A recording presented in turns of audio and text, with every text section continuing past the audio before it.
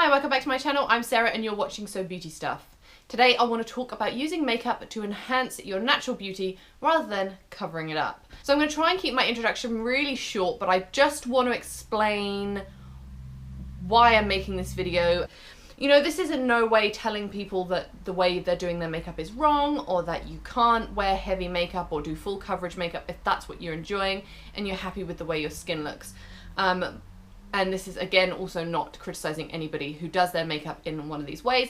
A lot of sort of the big, I suppose, YouTubers or beauty gurus, they'll say on their channels, if you're not into full coverage, this tutorial's not for you. And the interesting thing is they all have really great skin. And so it kind of confuses me why they want to cover it up so much. And, you know, I'm not completely guilt-free. You know, I've done these kind of full coverage looks before, but it's kind of, for me, something that over time I've started to really dial back and just kind of try and keep it a bit more natural. What actually really prompted me to want to make this into a video, strangely enough, is a Jenna Marbles video.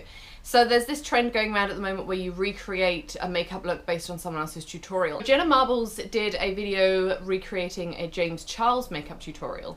And there was this one particular moment where she had done, you know, the full coverage foundation, the full coverage concealer, and she was baking her under eyes, and she was just blown away by how cakey and dry her skin looked. I'll show you the clip now. His skin still looks like skin. Like, mine just looks so wrinkly and sad and dry. It looks like the Sahara Desert inside of like a dusty hot pocket. Oh, what is that? James Charles, bless you and your young beautiful skin, because this is not a good look for me. What? So that video made me laugh because, you know, she's a similar kind of age to me and I totally understand what she's saying. You know, unless you have completely crease-free skin, that is what that makeup is going to do. It's just going to sit and clog and not look great. What I also found interesting, when you see the side-by-side screen pictures, his skin looks completely flawless, and that may be the case. He may be absolutely flawless, but there is a lot to do with lighting and camera that can make skin look different to how it really does, and just questioning how achievable that is for everyday people. You know, Jenna Marbles is not old. She's 30, 31, however old she is. The fact that at that age, that makeup is just sitting in her lines, makes her look older, is not cool. So that's not what we want makeup to do. You can still have a full face of makeup, you can still look flawless, but you don't have to cake it on. So that's the purpose of this video. I'm going to show you now how I like to do my full face of makeup. Keep it natural, keep it glowy, keep your skin looking like your skin, your face looking like your face. You can still cover up the flaws, you can still brighten, you can still enhance, but you won't get the same results as you will on those full coverage, heavy makeup looks. Okay, so I guess really the basics are, do look after your skin, okay? Never ever sleep in makeup. It's kind of my #1 rule, don't ever sleep in makeup. Do cleanse your skin daily, exfoliate regularly, drink lots of water, keep yourself hydrated. Obviously every skin type needs a different skincare routine, so I can't tell you there's a one-size-fits-all solution, but do just look after your skin. So at the moment I've got a clean, cleansed face. I've put my serum on and I've put some eye cream on. I haven't put a full face of moisturizer on. At the beginning of this year I went to this bridal makeup workshop and picked up some really cool tips on a couple of products that I'd never used before, and one of them was this Bobbi Brown's Remedies in number 42 Skin Brightener. It actually works so amazing. So you've just got this little sort of pipette, just a couple of drops on my hand. It's gone all through my fingers. It is kind of like a water consistency. So this isn't necessarily a replacement for a moisturizer, but there's no reason why you can't use this as a face cream or as a primer or base. MAC strobe cream, brightening. It does have a lot of great properties. It's got lots of minerals in it. It's really good for your skin. It'll keep your skin hydrated. I normally just put a little bit on my hand like this and then apply. And don't be too alarmed at the moment if your skin is looking shiny, because we are still going to be putting a couple more layers on our face, and that is going to dull that down a little bit. So just wait till the end. So this foundation, I believe, has only just come out in New Zealand while it's not a brand new product. It is the L'Oreal Pro Glow. I I'm a little bit in love with this foundation. They say the finish is radiant, that wears up to 24 hours, coverage is medium, and the texture is air light. Again, I just squeeze a small amount onto the back of my hand. In fact, that almost might be too much. And I like to grab a foundation brush. My favorite brush of all time is the Sigma F80 Flat Top Kabuki. And so I just stipple a little bit on there. As you can see, it's not a huge amount. And I start in the middle of my face, and I'm just going to sort of buff it in to sheer it out. So I'm pretty happy with that finish, and I still have this much product on my hand, so I definitely did squeeze out too much. If you don't have something like the Pro Glow, which has an luminosity to it, I love mixing the Becca Backlight Priming Filter with my foundation just to add that glow. Also something like this, the Maybelline Master Strobing Liquid, put a drop of this in with your foundation as well, and that will add a nice glow. So I'm going to use as my concealer the Tarte Shape Tape. Now the reason I really want to use this is because I see this a lot. This is a real heavy duty concealer. You don't need a lot of it. I am literally going to do a dot under my eyes because that's going to cover this sort of purple area. And another area that I find I get a little bit of redness is around the bottom of my nose. So I'm going to pop just a tiny bit there. And if I had any other blemishes on my face, any spots, I would dot conceal those as well, and that's it. This is the XO Beauty Tapered Face Brush, and this is my favourite concealer brush, and all I'm going to do is just push this into the skin.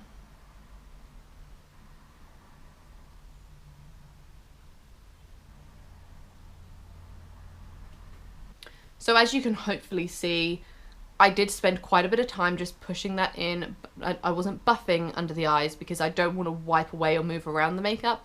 I want to be pushing it into my skin, pushing it into the areas. And I did take the brush up into my eyelid just to make sure there are no lines. So onto powder. Now powder is something that I've really changed how I use it in the last maybe 6 months. I take a small brush. This is the 1.7 from my Kitco. I think it's called the multi-purpose brush or something like that.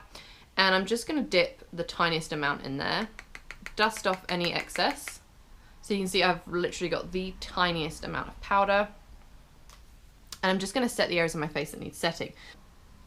I'm going to lightly buff some powder in that area. Other areas of your face will be personal to you. Areas that I'm going to set is this area of my nose because I've got the concealer there. I'm going to put a little bit in this crease here because I have this sort of expression line in my face. My foundation will eventually start collecting in that area. So I'm just going to lightly buff some powder into there. The other area I'm going to put a little bit of powder is here where I have my smile lines.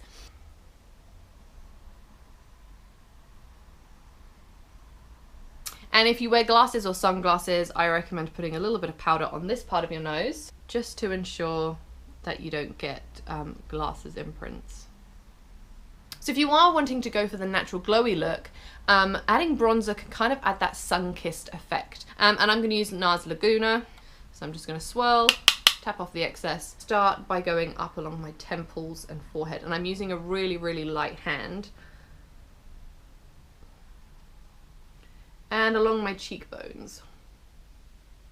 Then to contour, I've got the Anastasia Beverly Hills Contour Kit, Fawn in the middle.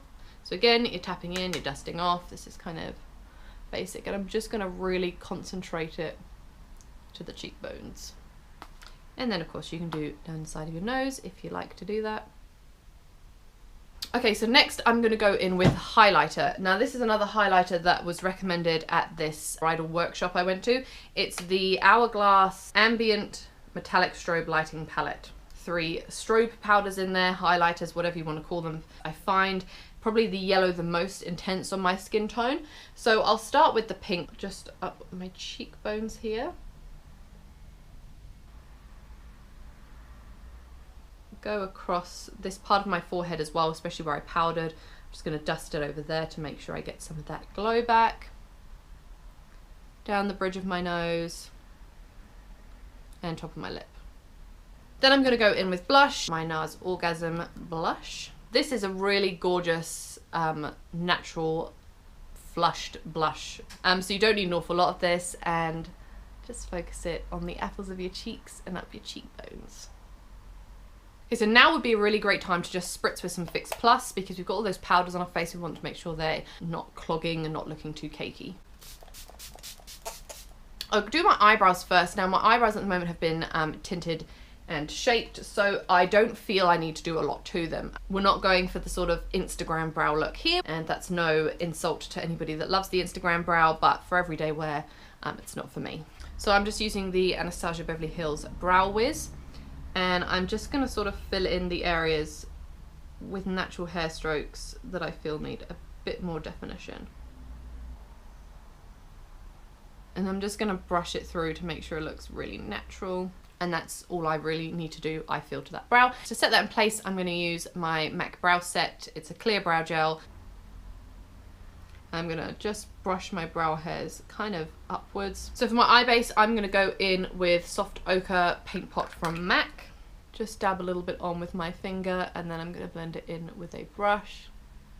And again, I don't want loads. It's another thing I see a lot on like Instagram tutorials and stuff. People are absolutely caking their eyelids. So I'm just going to take from the palette I have open in front of me, Heaven, which is sort of a real natural colour, and just dust this all over my lid. So I'm not going to do anything crazy with my eyes today. I don't want this to be a real in-depth tutorial on a specific eye look, so I'm just going to go something really natural. The Shade and Light Eye by Kat Von D. This is one of my most well-loved eyeshadow palettes for very good reason. Okay, so I've just kept this really, really simple. I've used basically these 4 colours to kind of contour the shape of my eye, and then this shade here to kind of lighten up this inner part of my lid. I'm going to pick up this brown colour, sort of smudgy line my lash line. That's a really great way to add some thickness to your lashes and some definition to your eyes without going too heavy. Something like this Satin Sheets, it's got a little bit of shimmer to it. I'm just going to tap off the excess.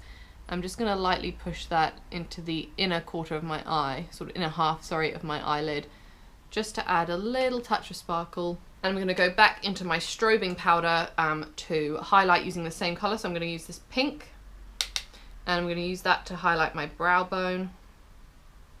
And then I'm going to go in with the yellow to highlight my inner corner.